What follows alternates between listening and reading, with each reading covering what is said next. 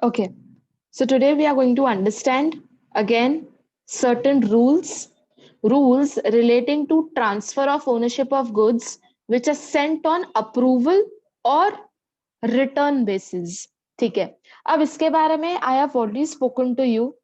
See, many a times what it happens कि जो हमारे लोकल शॉप्स हैं या जो शॉपकीपर्स जो सेलर्स है जो हमें ऑलरेडी जानते हैं, ठीक है, तो कई बार ना क्या होता है that we purchase the stuff from them. Okay, हम कहते हैं उन्हें कि I will take that commodity.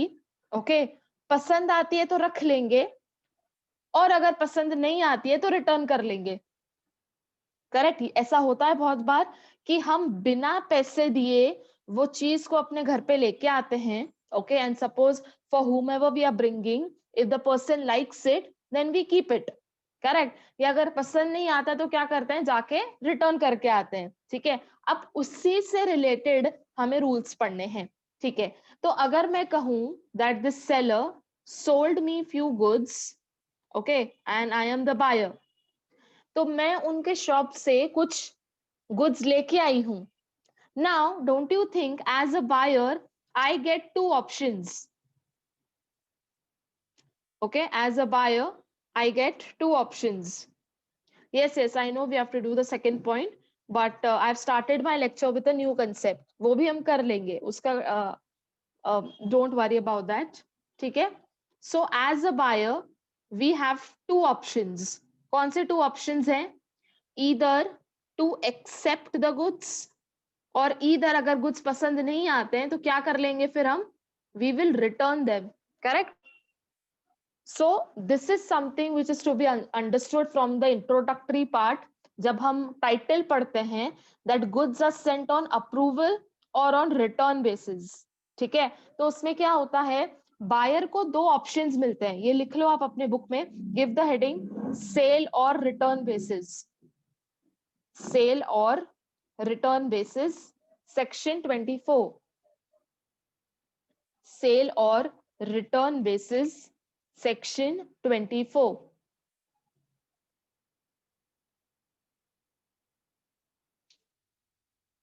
ठीक है, सो उसमें क्या होगा, the buyer will get the goods from the seller and the buyer will get two options.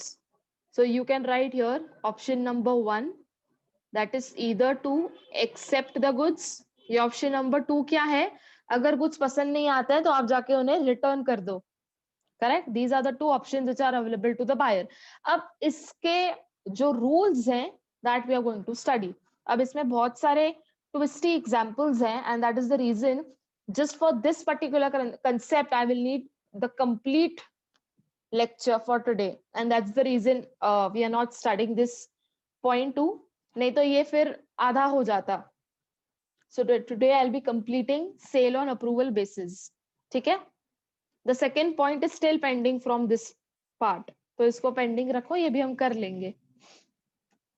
ठीक है, तो आपको बेसिकली ये कंसेप्ट समझना है before we go into the details of rules. ठीक है, अब देखो,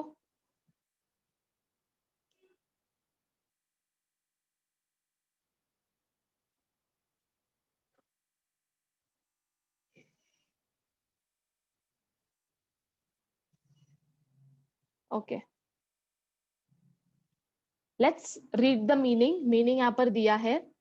ऑन अप्रूवल और ऑन सेल और return means goods in respect of which buyer has an option to either return or retain the goods. अभी मैंने आपको जस्ट इसी के बारे में बताया कि बायर को ऑप्शन मिलता है, या तो वो गुड्स अपने पास रखे, that is to retain the goods. Correct, या तो वो गुड्स अपने पास रखे, that is to retain the goods, और what will he do, he will return the goods. ठीक है, दो ऑप्शंस मिलते हैं उसके पास. अब आते हैं फर्स्ट रूल पर. रूल नंबर 1 देखो. अब हम इसमें बात किसकी करेंगे, इन शॉर्ट देखो हर रूल्स में ट्रांसफर ऑफ ओनरशिप की बात की गई है. तो हम अब पढ़ने क्या वाले हैं कि जब जब हम सेल ऑन अप्रूवल और रिटर्न बेसिस की बात करेंगे तो उसमें जो गुड्स हैं वो सेलर से लेके बायर तक उनकी ओनरशिप कब ट्रांसफर होगी, ठीक है। What are we going to study, that if there are certain goods which are sale on approval basis or on return basis, it means the same, ठीक है। तो ऐसे गुड्स का ओनरशिप कब ट्रांसफर होगा from the seller to the buyer.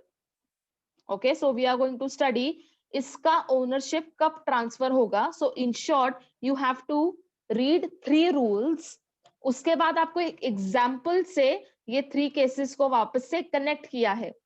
So in short, there are 3 cases, 3 different cases जिसमें हम पढ़ने वाले हैं कि ओनरशिप कब ट्रांसफर होगा, ठीक है। Let's go through the first rule. Okay, when the buyer, ध्यान से पढ़ना, when the buyer signifies his approval or acceptance, the ownership is transferred. The ownership is transferred when the approval and acceptance is communicated to the seller. वापस से पढ़ लो क्या लिखा है। When the buyer signifies,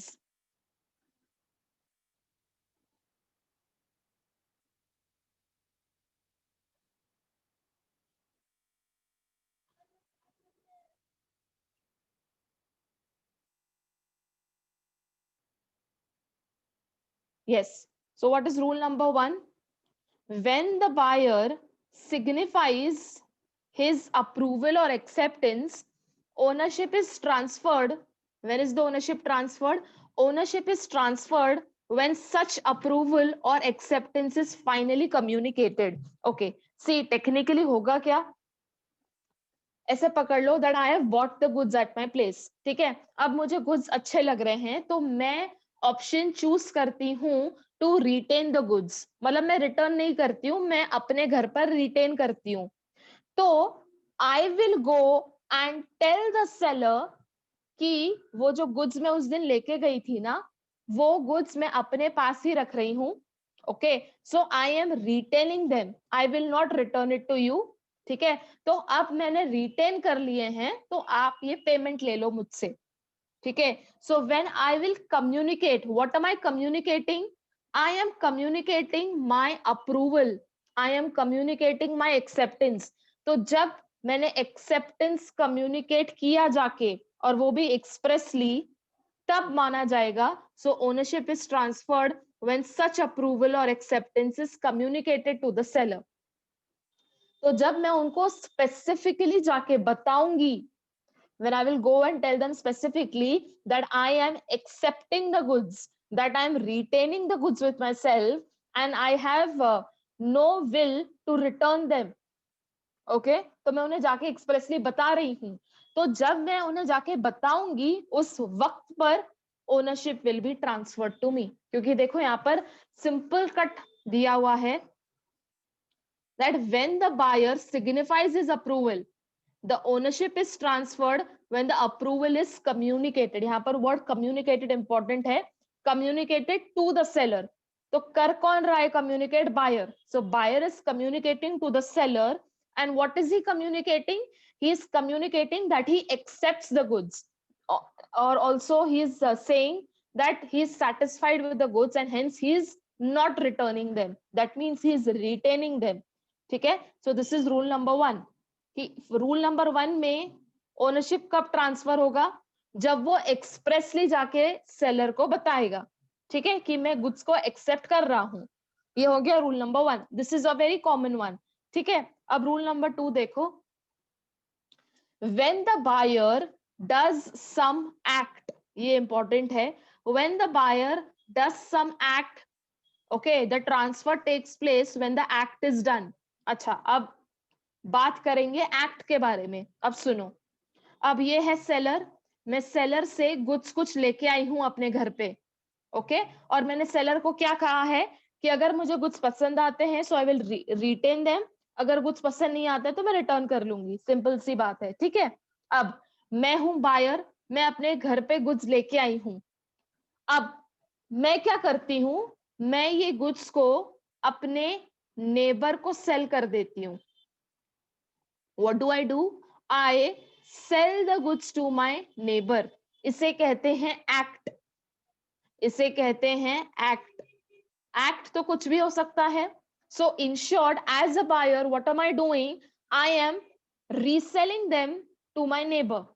अच्छा, अब क्वेश्चन ये आता है कि जब मैंने इसे सेल किया, सी my mere act of selling these goods to my neighbor implies that I have accepted the goods. मैं क्या बोल रही हूँ? I'll repeat my sentence again.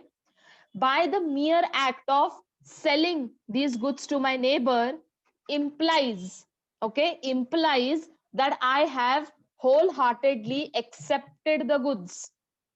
See, if I wouldn't have accepted the goods, then would I have sold it to my seller or sold it to my neighbor? No, right?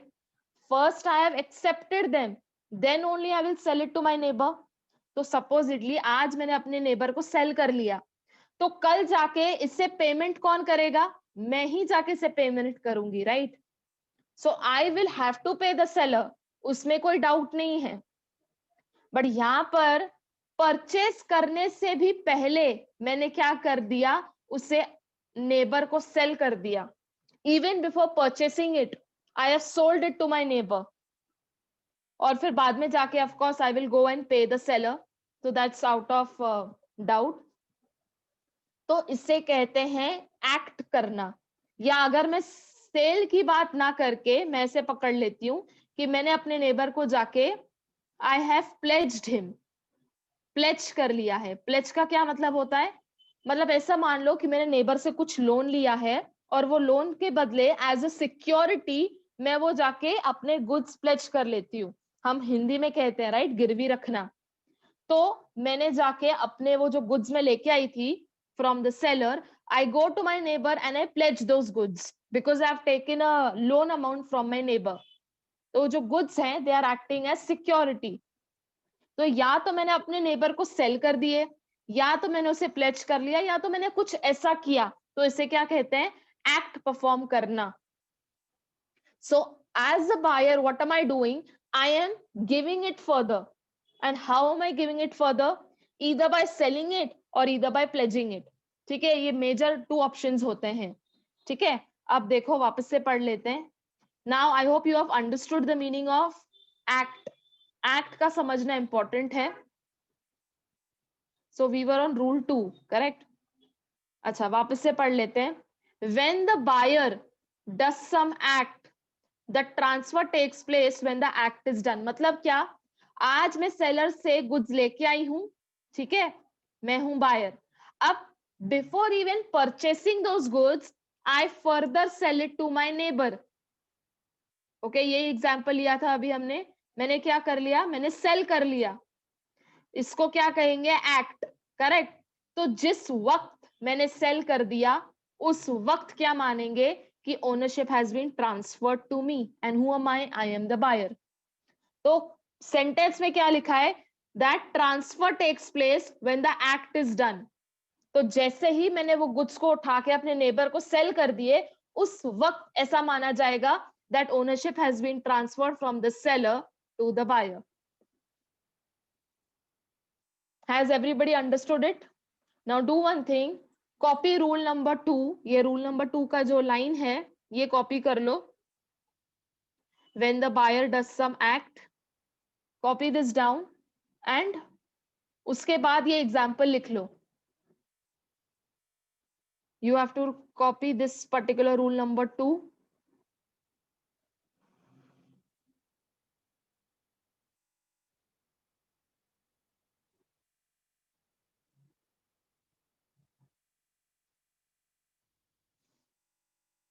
जो मैंने blue में mark किया है वो line लिख लो and then write down this example.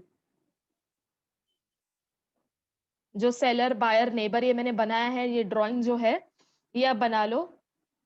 And what do you have to write down?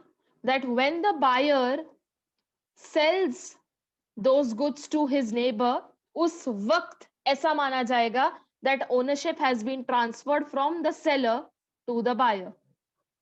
Write down in your own words. See, as long as you understand it, the way you write it depends on you. But point is that it should be understandable, बाद में जाके भी आपको समझ आए, ये important है। अभी तो समझ आएगा ही, बट बाद में भी जाके समझ आए, that is important. So after you're done writing this, you have to write down one line which says that the ownership is transferred from the seller to the buyer, comma, the moment when the buyer does some act. Okay, act के bracket में आपने क्या लिखा है? selling oblique pledging, selling oblique pledging to a third person. ठीक है, third person in our example was the neighbor. ठीक है, so I hope you have understood this rule number 2 along with explanation.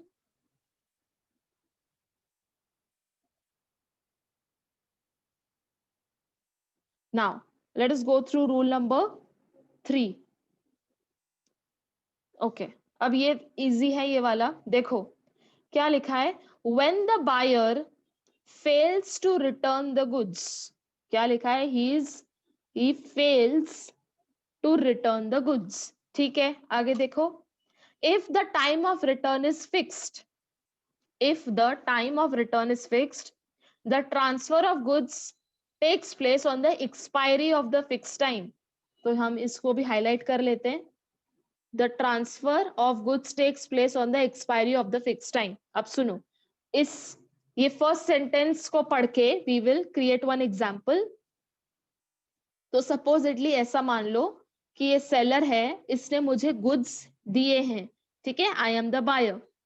अब मैं सेलर को क्या कहती हूँ कि मैं ये गुड्स को अपने घर पे लेके जाती हूँ, अगर पसंद आता है तो रख देंगे, ठीक है, और अगर पसंद नहीं आता है तो हम रिटर्न कर लेंगे, सही सी बात। अच्छा, अब सेलर ने मुझे क्या कहा कि आपको रखना है अपने पास या रिटर्न करना है या जो भी है, you have to do it within 2 days. तो उसने एक टाइम फिक्स कर लिया कि 2 दिन के बाद अगर आप कहते हो कि हमको गुड्स नहीं चाहिए तो मैं वापस आपसे नहीं लूंगा. So if you want to come and return it to me, you have to come within 2 days. तो यहां पर ये एग्जाम्पल में the time is fixed, correct, जब आप मेंशन कर लेते हो 2 दिन के अंदर अंदर, है ना, सो वहां पर आपने क्या किया, you have fixed the time, ठीक है. अच्छा, अब सेलर कितने दिन रुकेगा बायर के लिए? The seller will maximum wait for only 2 working days, correct. अच्छा, अब क्या होता है, the buyer does not show up, buyer जाता ही नहीं है सेलर के पास टू रिटर्न द गुड्स, और ये 2 दिन भी खत्म हो चुके हैं, 2 दिन भी खत्म हो चुके हैं. सो अब क्या अज्यूम किया जाएगा, दैट ओनरशिप कब ट्रांसफर होगा? when the fixed time expires. ये इंपॉर्टेंट है, when the fixed time expires. तो जब 2 दिन खत्म हो गए उसके बाद भी अगर बायर नहीं आता है गुड्स रिटर्न करने के लिए, तो जब वो फिक्स टाइम है, जब वो एक्सपायर हो जाएगा, मतलब जब 2 दिन खत्म हो जाते हैं, उस वक्त ऐसा माना जाएगा that the ownership has been transferred from the seller to the buyer. कब ट्रांसफर होगा ownership?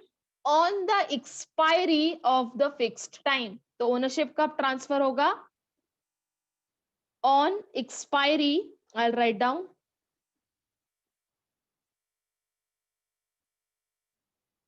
On expiry of fixed time.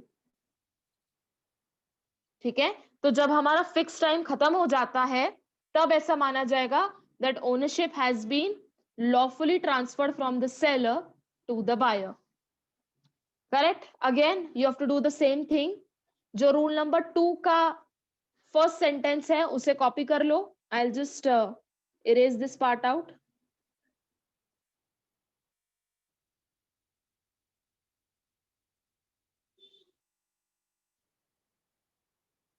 So you have to copy that from here till यहां तक. जो मैंने ब्रैकेट मार्क कर लिया है ये आप अपने नोट्स में लिख दो.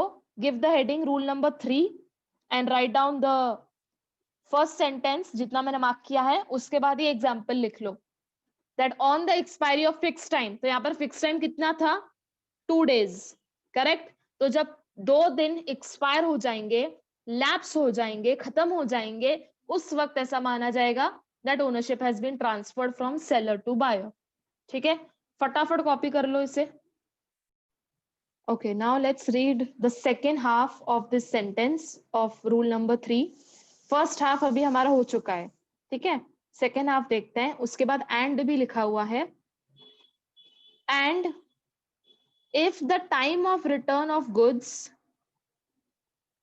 if the time of return of goods is not fixed, अभी हमने फर्स्ट हाफ में क्या देखा, that time is fixed, but then what about if the time is not fixed, उस केस में क्या आप like you don't have anything, right? अब जब हमारा टाइम फिक्स्ड था तो आंसर क्या था, on the expiry of fix time. अब यहाँ पर इन्होंने क्या लिखा है, what if the time is not fixed, तो उसमें आंसर देखो क्या है, the ownership takes place on the expiry of reasonable time, on the expiry of reasonable time. तो you have to understand one thing, that whether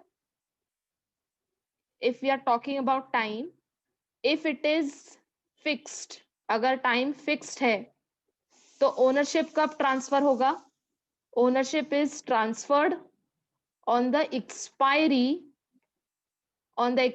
of fixed time.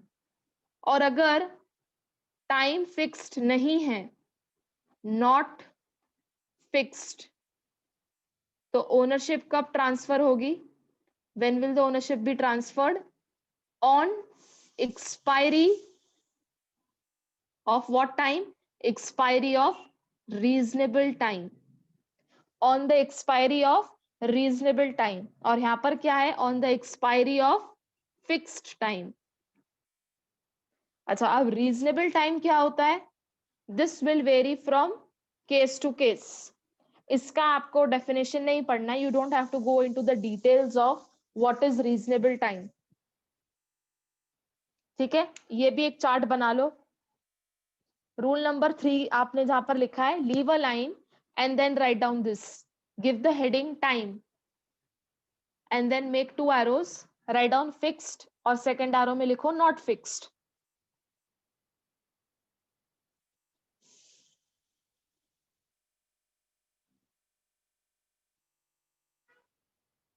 First is fixed, second is not fixed.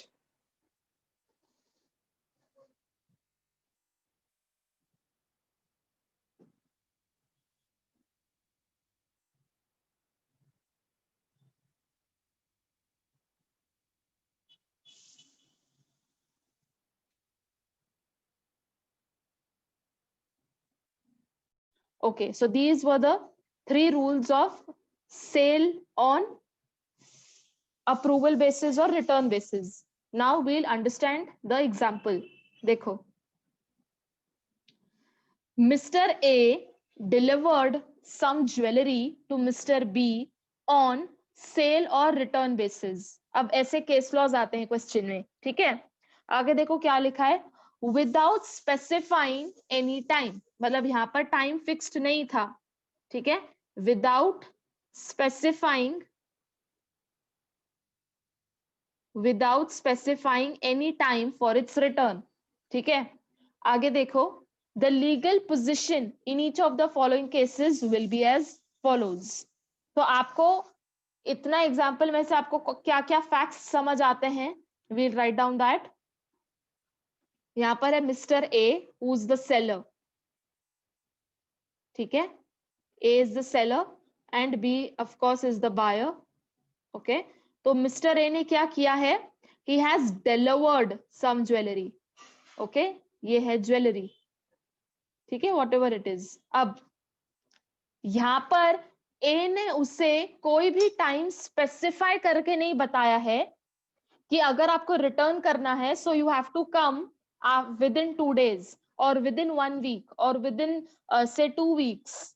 Okay, so A has not specified any time for its return.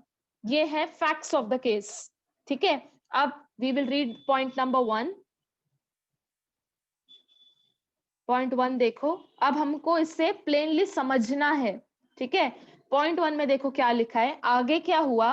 अब पहले तो ये बताओ, अब jewellery किसके पास है। Now jewellery is with mister B, correct, क्योंकि ए ने क्या किया, A delivered this jewellery to mister B.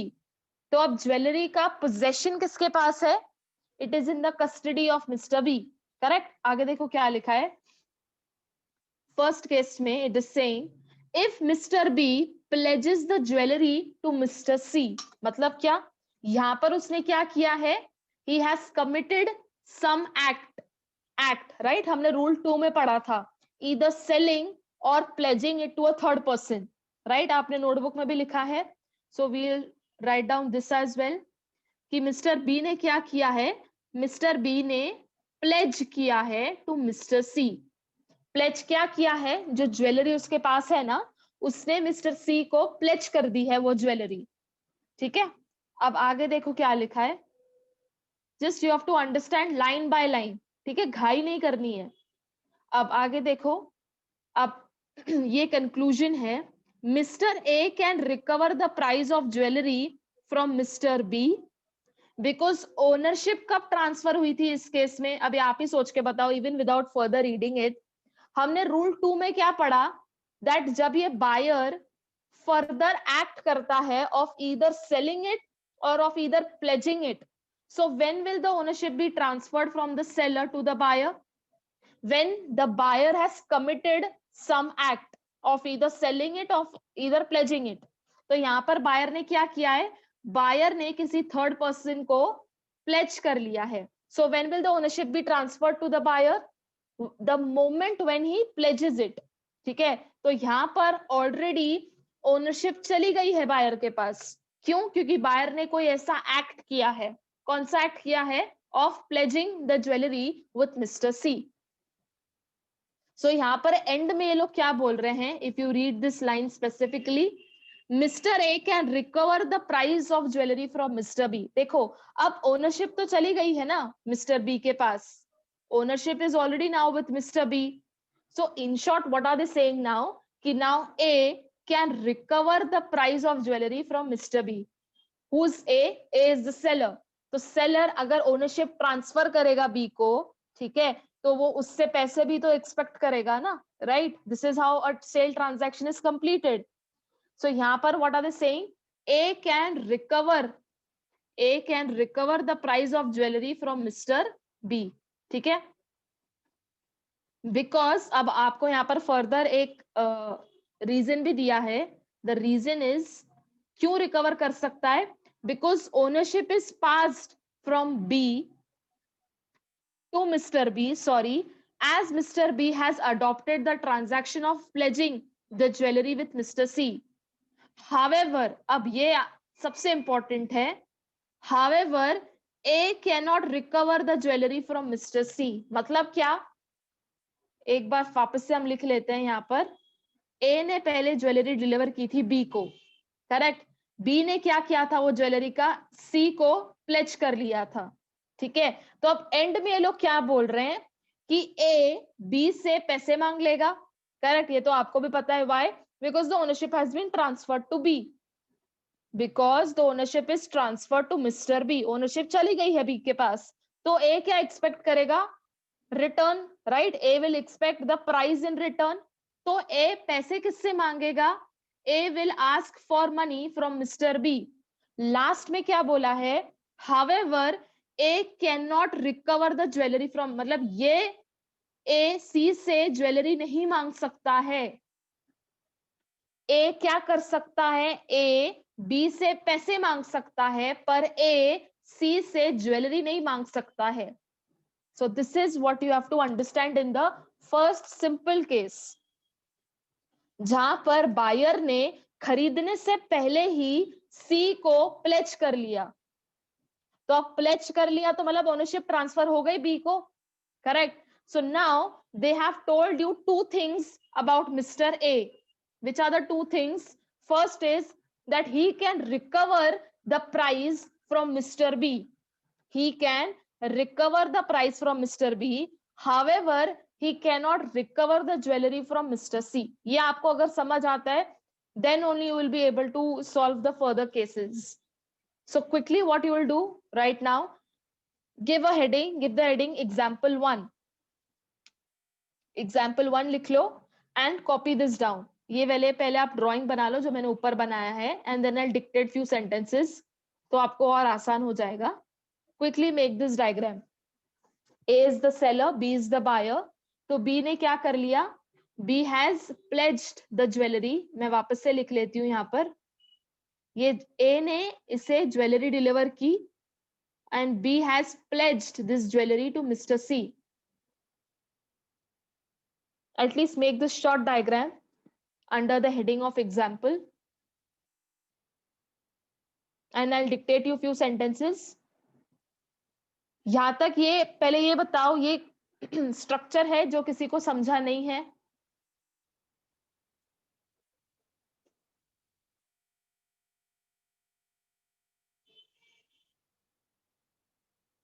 ये लिखने के बाद after making this drawing, write down first sentence.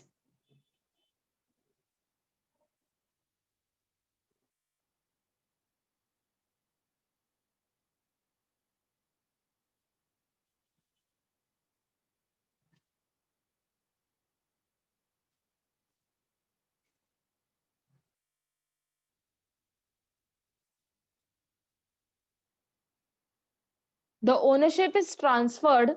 Write down sentence number 1.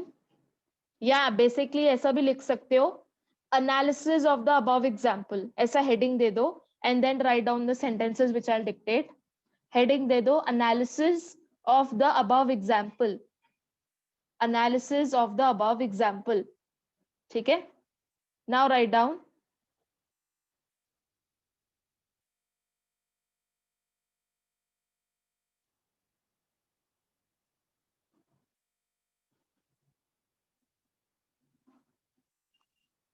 Write down first sentence.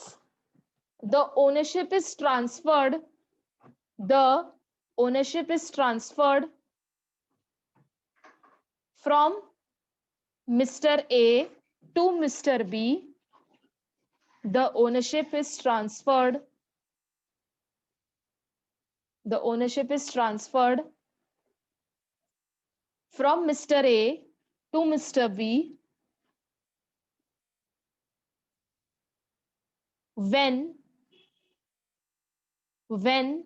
Mr. B pledged the jewelry to Mr. C. Pledged the jewelry to Mr. C.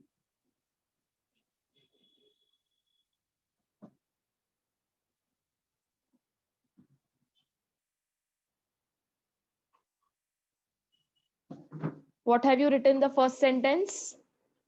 The ownership is transferred. The ownership is transferred from Mr. A to Mr. B. From Mr. A to Mr. B. The moment when Mr. B pledged the jewelry to Mr. C. Pledged the jewelry to Mr. C. Pledged the jewelry to Mr. C. Okay, this is the first sentence. यहाँ आपने लिख दिया. Then leave a line, write down point number 2. Mr. A can recover the price of jewelry from B. A can recover the price of jewelry from B because ownership has been already transferred. Because ownership has been already transferred. Because ownership has been already transferred. ठीक है, ये लिख दिया आपने point number 2, that A can recover the price of jewelry from B as ownership has been already transferred. This is point number 2. Leave a line, write down point number 3. However, A cannot recover the jewelry from C. However, A cannot recover the jewelry from Mr. C. However, A cannot recover the jewelry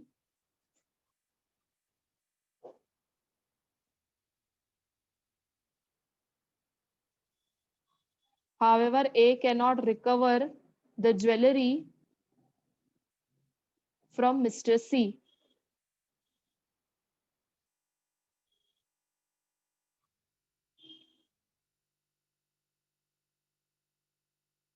Done?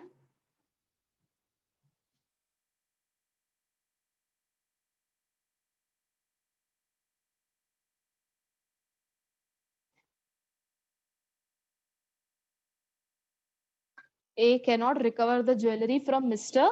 C. Okay? So this was first example. ठीक है? ये example का point 1 था. अब हम point 2 पढ़ने वाले हैं और पॉइंट 2 भी सेम स्ट्रक्चर पर बेस्ड है. ठीक है, तो कुछ हमें अलग सा नहीं देखना है. Okay, let us read point number 2, साथ साथ में पढ़ना. ओके, व्हाट डज पॉइंट 2 से?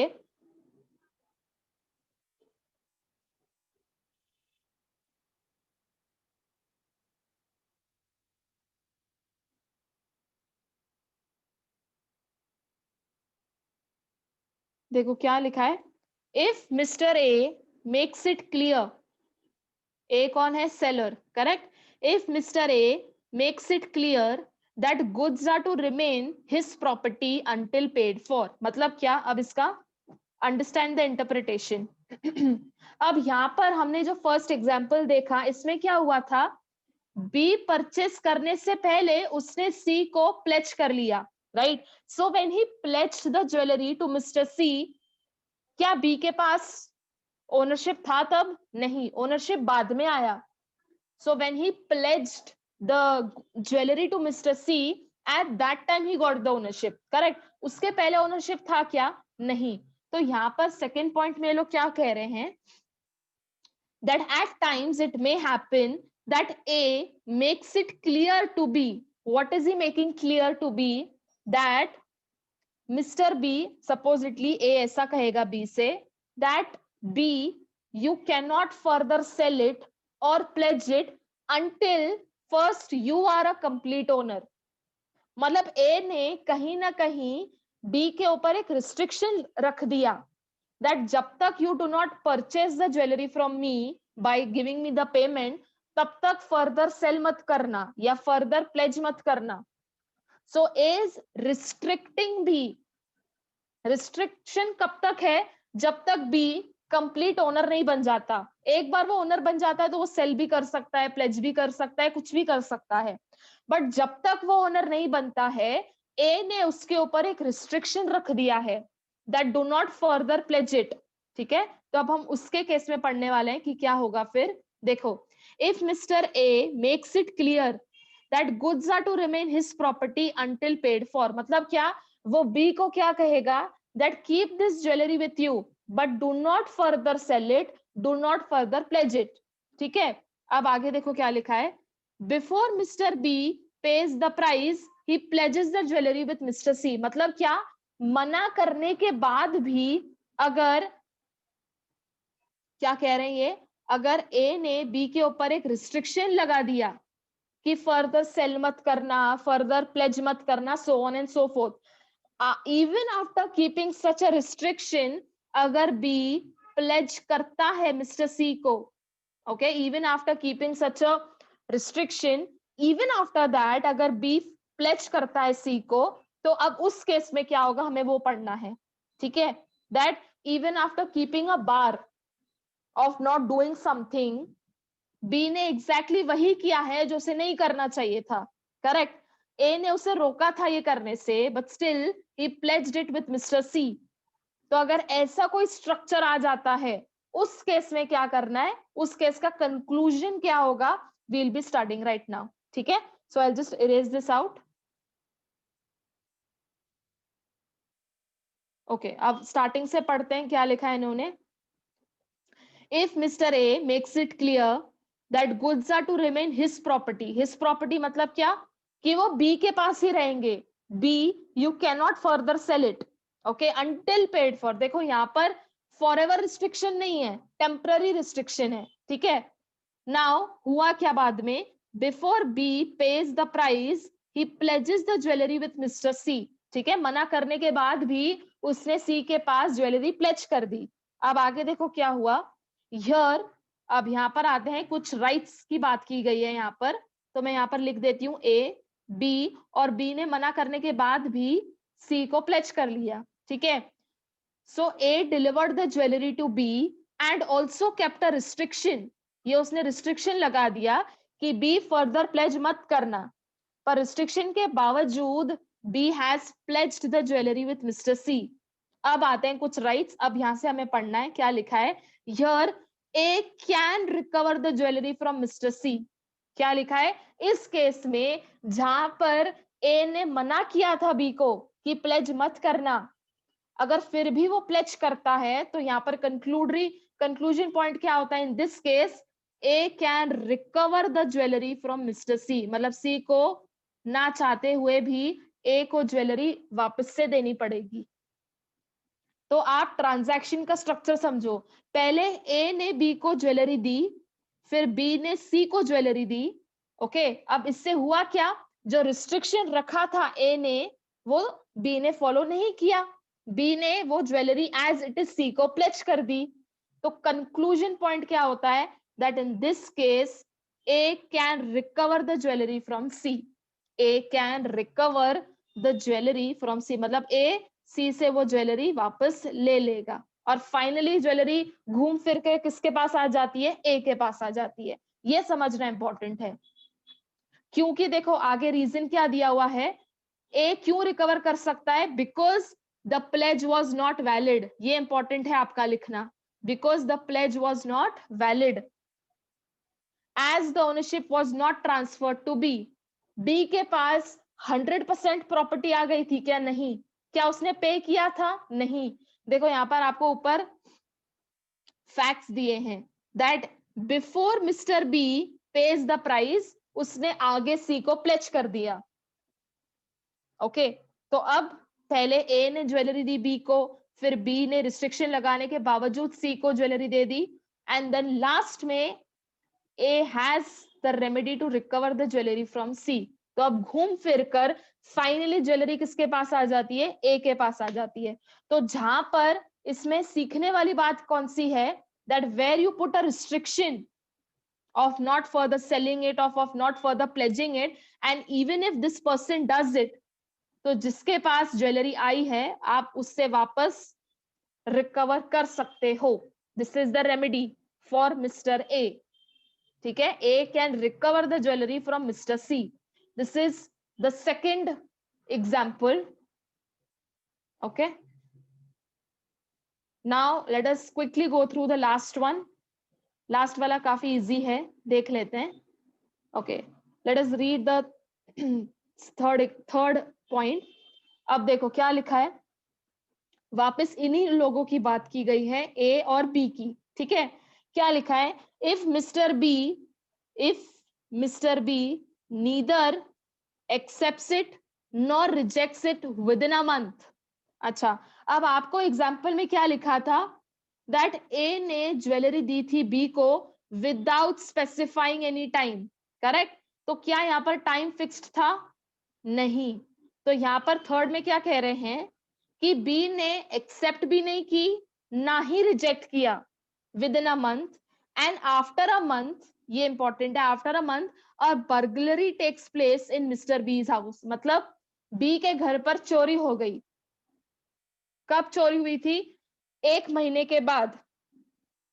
1 महीने तक वो ज्वेलरी बी के घर पर पड़ी थी और बी ने ए को एक्सेप्टेंस भी नहीं दिया था, ना ही वो गुड्स को रिटर्न किए थे, ना ही ज्वेलरी को रिटर्न किया था। तो बी ने कुछ नहीं किया था, neither he accepted neither he rejected, मतलब अभी भी ज्वेलरी किसके घर पर पड़ी है, it is at mister B's house, ठीक है। अब हुआ क्या, अब बर्गलरी टेक्स प्लेस, यहां पर देखो लिखा हुआ है a burglary takes place at Mr. B's house and the jewelry is stolen, और ज्वेलरी वो चोर लेके गए.